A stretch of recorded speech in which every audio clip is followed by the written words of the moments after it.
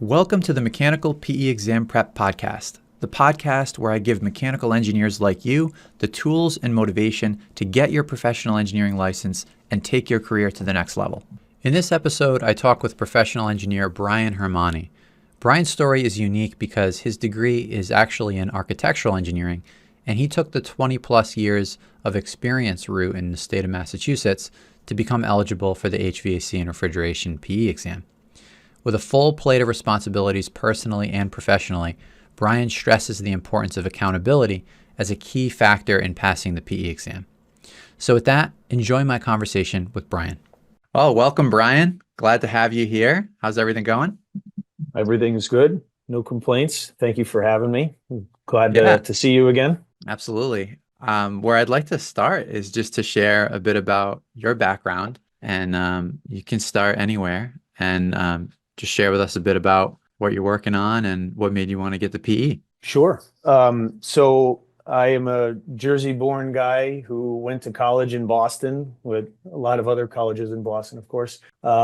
Actually studied architectural engineering technology, not necessarily mechanical, but through Wentworth Institute of Technology, where I went to school, they had a co-op program, which was extremely helpful for getting ready for the real world, I guess you could say. And as a result, I had done an architecture co-op, which I realized was not working for me. And then the second was a civil co-op, which also really wasn't jiving with what I was anticipating my career to look like. And my third one ended up at a mechanical engineering firm called BR+A, and everything clicked. The interest, the people, the types of projects, all of the different parameters that I would expect out of a career was all in alignment, and everything worked. And it was a great opportunity that I had there. And afterwards, my boss had said, "Hey, if you need a job when you graduate, we'd be very excited to have you on board," which was awesome. And I've been there since. So Wow. I've been there coming up on 23 years, and I've kind of worked up the ladder, and everything's been great. Very intricate projects. We work on a lot of life science research facilities. We do a lot of hospital work. We do a lot of academic. Boston kind of hits a lot of those parts and pieces when you talk about the Longwood Medical Area and, Kendall Square. And of course, there's lots of colleges in Boston. So it's a great place to work, which is terrific. And I hit a certain point in my career where I realized I was starting to get capped a bit. And I was doing a lot of intricate work, but there were two letters after my name that were missing that was really important from a career standpoint. And so in Massachusetts, there's an opportunity to go a 20-year route, which I elected to do, which allows us to apply, get approval from the Massachusetts board, and then go ahead and take the test.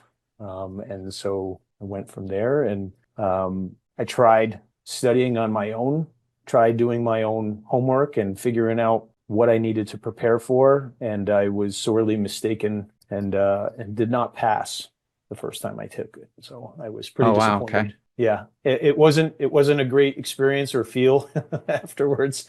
No one ever wants to see, that you didn't, make the grade. And afterwards realized I really needed to take a step back and reassess how I approached the whole process. I had looked at another program during that, and it really didn't feel right.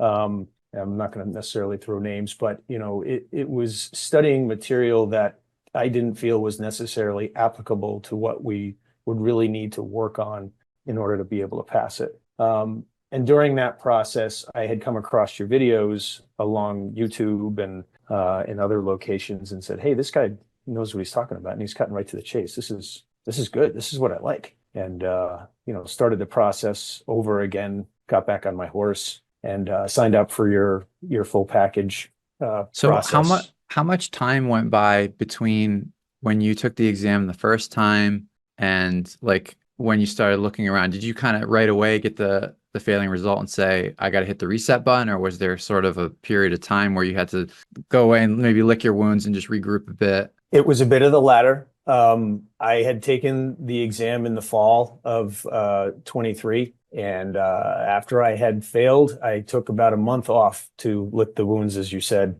and really try to make sure I could get my head back into it. And then after that, that's when I signed up for the course. And my timing wasn't necessarily great. I decided to start Thanksgiving Day weekend. Holiday time frames isn't necessarily great, but I really tried to hold myself accountable this time around. I didn't want to have to take it more than once, but here I am. I don't want to take it more than twice. I really want to apply myself. And so I had kind of put forward, I guess, expectations every day. So I made a list from the time of, that Thanksgiving Day weekend all the way to mid-March when I knew I was going to take the test, going through the whole 16-week process that you have in your program, and saying, if I follow the rules, if I follow a protocol, if I hold myself accountable, then I should be able to pass this thing. And so every day I would write how long I studied. And if I didn't study, I would write a big red zero in that day. Feel terrible about myself, but life gets in the way, right? So, but so long as you keep on marching, you start to get the hang of it. So, Yeah, it sounds like you brought a lot more accountability to yourself on the second go around, putting into place some systems to track how it was going, and just being brutally honest about when it's a big red zero, that's what it is. yeah.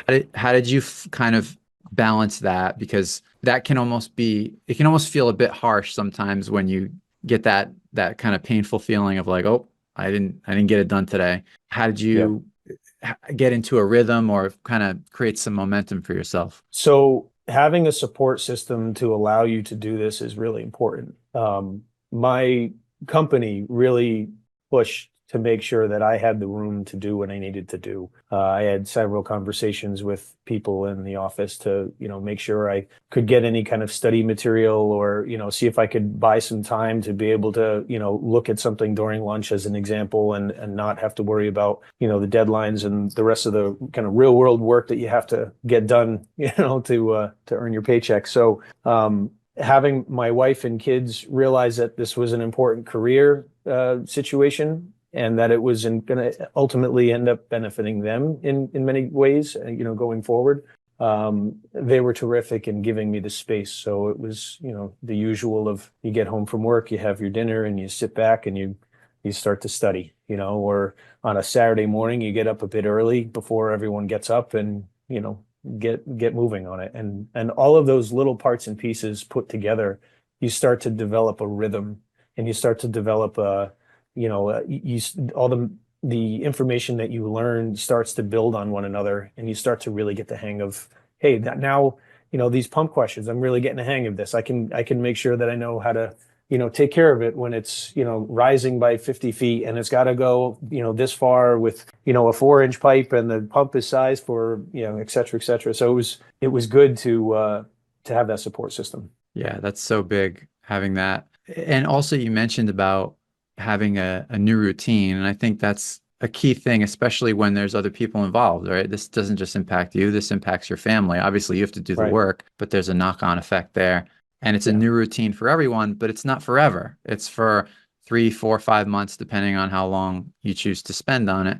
So Exactly. everybody's got to make some adjustments, but then we're going to all get to the finish line here and then we can find a new routine after that. So Yeah. And it's a bit of a grind, whether it's 3 months, 4 months, 5 months, it feels like you're in it forever. But in the grand scheme of things, it's, you're just kind of adjusting accordingly to be able to, hit this goal. And the other part that was really helpful was having our one-on-one check-ins, having some kind of point in time where you can say, all right, I'm going to get this far ahead in my studying. I'm going to cover these topics. I'm going to make sure that I'm staying on the road to where I need to be, and having those dialogues together was really helpful. As well as the one-on-one technical that you can offer too, where you can sit down and talk through something. Hey, I don't understand how this goes together, and why do you have to cover whatever in any kind of equation. So yeah.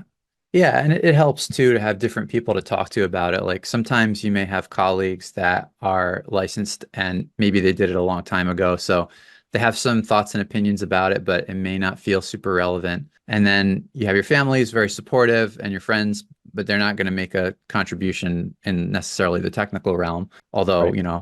my wife is very generous and she'll let me like scribble on whiteboards for a while, but at some point it's like enough of that. Um, Yeah. My so wife's tired of my engineering jargon, so that's good though, right? yeah, So yeah, it helps to have someone to talk to that is kind of dealing with stuff every day. And I actually did an episode recently with a couple of nice guys that are roommates and colleagues, and they went through the whole process together. They literally sat next to each other while I did the exam. And it was a really fun episode because they were like the ultimate accountability partners for each other. And yeah, I wish everybody could have that, but everybody's kind of life situation is different. And that's where I can kind of plug in and play one of those roles. And then the other roles have to kind of come from somewhere else. exactly. So what would you say was the biggest surprise or the biggest challenge for you in the second go around as compared to the first? Because in the first, I get the feeling that maybe you just it kind of your expectations and where the work came in, you went through the process, but maybe you weren't fully bought in. And then the second go around, there was much more integrity, much more accountability, maybe even some more pressure, which probably didn't feel so great. But then once you were Right. actually in it and in that routine, was there anything else that you found challenging or surprising? Um, the biggest thing was the accountability.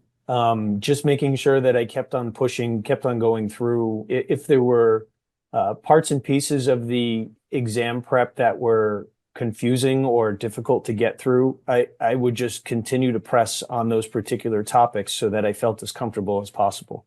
I mean, even some of the simplistic things like unit conversions, making sure you're using the right units. As you go through your videos, you can see how you're saying, okay, don't forget you have to convert this to this and that to that.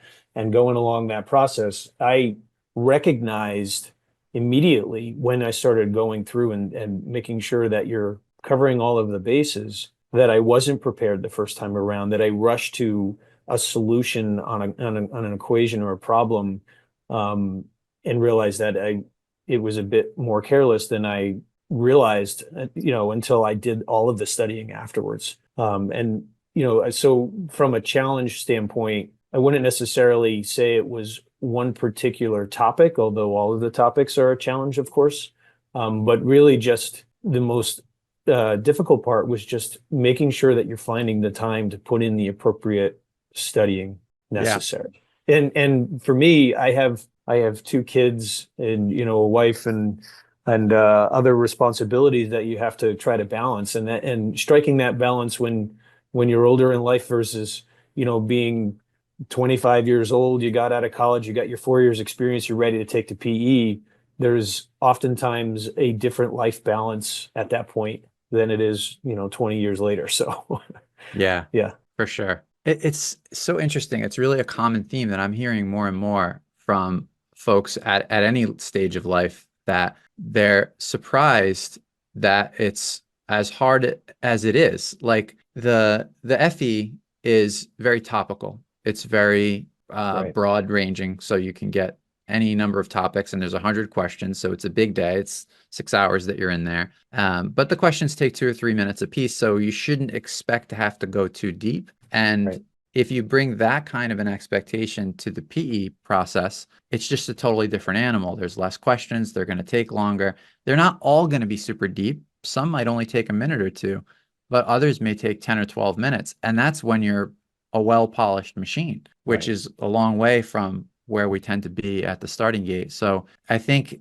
respecting the process is a big part of what allows a successful study journey to begin on the right foot. And then that doesn't make it easier. You still have to do all the work, but starting Yeah. with that proper mindset, I think is what set you up on a good path that second go around. Like something happened that Thanksgiving weekend where you're like, all right, it's going to take time. I'm going to have to make some sacrifices, but I know I can do it. You're absolutely right. Yeah, I knew that taking away the time from the family and the other responsibilities to focus on this was going to be difficult, but a very important part in being able to continue to do what I'm doing and move forward. So yeah, I agree. Awesome. Well, I want to hear a bit about the impact of what this has had on your career. But before that, any highlights from your exam day? Do you remember any? How did you feel when you were in there? How did you feel walking out? So it's funny talking to colleagues at at my company, you hear all about I used to bring a huge truck of books into the room. I had all these resources available.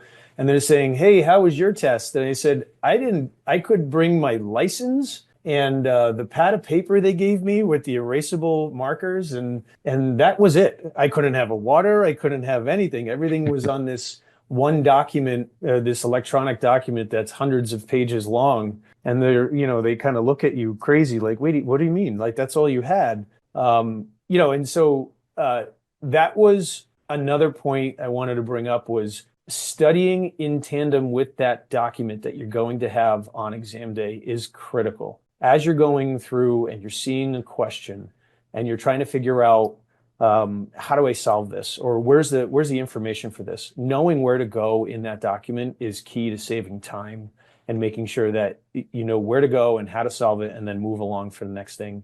If you're spending your time ripping through that document, wasting time on, searching, you're just going to do yourself some more harm, So that was another critical study piece that I forgot to mention that is important.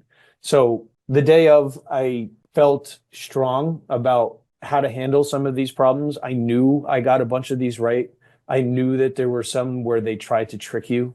They're clever with some of the ways they word things. And then so as you start to peel the layers, you're like, I know where you were going with this. So I felt pretty confident about it, but I also didn't want to have my hopes up because of what had happened last time. But I definitely felt way more prepared going into the exam, knowing I gave it my all to get to where I needed to be. So it was a good feeling, but I was, cautiously optimistic, I guess you could say. Yeah, yeah. It's always a good sign when you spot the trick, because the test is meant to be challenging from the perspective of these are juicy engineering problems that make you use your brain, but Right. they're not meant to be like tricky where there's like secondary and tertiary twists to the problem. It's not a brain teaser. It's Right. right. So there's usually like one twist or one layer that they're looking to sort of filter out anybody who's just looking for a quick hit and they're going to plug and chug on something and get the problem done in 2 minutes. They want to make sure that person gets punished for not thinking a little bit deeper, but Right. they don't necessarily want to send you into a 30-minute rabbit hole either. So if you No. spot something and you're like, oh, I see the trick, you can kind of give yourself a pat on the back and be like, I'm probably on the right path now, and solve that one. And it just makes you Right. feel like you're doing well. Although I've also heard from a lot of folks that during the actual exam, they don't have a good sense of whether they're doing well or not. And that can be a little bit disconcerting where, especially like it's multiple choice. So if you get the answer choice that's there and you circle it and it's a trap, you may conclude that you're doing well when in fact you've only fallen into something you shouldn't. So it's So hard to know. to that end, one of the approaches I had was to go through on the first run with items that I knew I could take care of with relative ease. Something that was straightforward, something that was easy. Again, even with the straightforward, just double checking that you're not rushing too much. But getting through kind of a first run and then and you can mark on the test electronically, we'll come back to this later. Or, you could put in an answer and then kind of move along and come back to it. So that was kind of a good trick to be able to go through, take care of the easy ones, then come back with the more challenging ones, and really kind of leave the last couple where you're like, I need to like settle in and really try to figure out how to answer this for the last however much time you have. So and it's not the test has also changed in that it's no longer just 4 hours and 4 hours. You have an 8 hour block period. So I ended up taking about 4.5 hours to do the morning exam. I didn't want to push it that much further because I didn't want to jeopardize the afternoon taking too much time away. So I kind of cut it at that point and gave my best educated guess to anything that was remaining. There's also, it's no longer only only multiple choice. There are instances where you have to circle something or fill in the blank, which is even probably the scariest one because it's, well, is it 50 or is it 50.2 or is it 50.24? Like how far Yeah. down the wormhole are you going with the decimals as an example, So those are the ones that I think cause you the most agita of like, oh, geez, I'm pretty sure I know the answer here, but how nitty gritty are we getting here? Yeah, yeah. So That's a good point. The alternative yeah, item types, there's probably a handful of those. I think it makes yeah, sense. I'm glad that you took the extra half hour in the morning. I think candidates who are not sure how to manage their time might be very worried about taking, any more than 4 hours and sort right, of hamstringing themselves for the second half. And I think it's good to allow yourself a little extra buffer there, up to 30 minutes like you did. And right. like you said, I wouldn't go too much more than that, but I think that makes a lot of sense. If you start to get into the 5 hours plus, you don't really know what's Yeah. ahead. So You can't bank on the afternoon being easier than the morning or vice versa. You just have right. to you have to assume you're going to deal with the same types of questions and difficulty in both sessions. And so I'm glad I took the extra half hour too, because to be honest with you, I think there were a couple there where I was able to come up with a solution that made the most sense. Hmm. And if I had rushed to just close it out at 4 hours even, I probably would have messed those up. So Yeah. I thought it was a time well spent for sure. Yeah. It's interesting. I think you do as much as you possibly can to prepare yourself, but then there's still the execution of your strategy on the day. And that's a Right. big part of it too. Right. Exactly. Awesome. Yep. So you got it done. You walked out of there. You were cautiously optimistic, and then you Yep. got the passing result. And tell me about what it's been like since then. What's been the impact? Well, thankfully, it was a week later when the results came in. I think a while back, it used to take months before you'd find out. So you have Yeah. that kind of long-winded wait to try to figure out what's going on. But um, since then, there was a lot of excitement, at home, myself, and at work, which was terrific to see that people were excited about it. But yeah, responsibilities had changed, opportunities had changed. I got it was great to see all these different things kind of coming to light, congratulatory things and messages from outside of coworkers, clients, etc., which was really cool. It's been I kind of broke through the ceiling that I had, which was great, and I'm hoping that this allows me an opportunity to get up to the next tier at my firm, and I'm pretty excited about what the future holds, which is great. It's So fantastic. I'm excited for you. thank you. Yeah. But yeah, it's been wonderful. Lots of great clients we're working with, really challenging projects, and just working through everything, to a different level, and knowing that you have the confidence that now you have those two letters after your name, that it holds a different level of respect for a lot of people. There are people that see the PE on your name and recognize that, okay, you've met the task, you've gone the route that you need to go, and as a result, there's a level of trust there, that there's competency there to take care of them, which is good. Yeah. And I think your journey is especially impressive because not coming from a mechanical engineering degree and then doing the work, learning it from the bottom up over the Yeah, course of a couple decades, and then throwing your hat in the ring and saying, I'm going to take this exam, and here you yeah. are. So it really proves the work that you put in. Yeah, it was, I mean, I knew as a co-op that a duct brought nice cold air to me, and I felt great, when I was in a space. And that was really it. Learning about thermodynamics and heat transfer and fluids and everything else was a process, thankfully from my job, and continuing education that I had put forward on on my career, putting forward the effort in education, and pushing to learn was especially helpful. And yeah, trying to pass a mechanical engineering exam when you graduated architectural engineering certainly a challenge. So Well, you're a testament to the work, so it's appreciate it. great to see you get it done. Yeah, thank So you. what as we finish up here, what advice would you offer up? And is there a kind of one thing that stands out the most, or maybe something that you haven't mentioned that candidates that want to follow in your footsteps should bear in mind? I feel the accountability part is the most important. Recognizing that if you're going to go forward in the journey of studying for the PE and taking away from the other responsibilities you have in your life. And again, I happen to have a family and other responsibilities, someone who is just making the eligibility after 4 years of experience. They have other responsibilities in their lives too. Everyone's different. Everyone has things that they need to, take time away from in order to be able to succeed in this. And some people are just brilliant and great test takers. So there's also those situations too, of course. But just the accountability of just sitting down, talking through it with someone, if you're confused about something, making sure you're putting in the work to study, go through the problems, and focus on what needs to be, what will be in the exam is really the thing. So Good stuff. yeah. All right, Bryan. Well, thanks for sharing your story here, and Thank you. look forward to keeping in touch and seeing what's next for you. And thank you for you and your program I'm serious. It was extremely helpful. It helped put guardrails on the whole process. It helped solidify understanding how it all went together, what you need to work on, what you need to focus on. And it was just super, super helpful. So thank you. Thanks for the kind words. I'm glad to hear that you liked it and it helped you and got where you need to go. No problem. Thank you.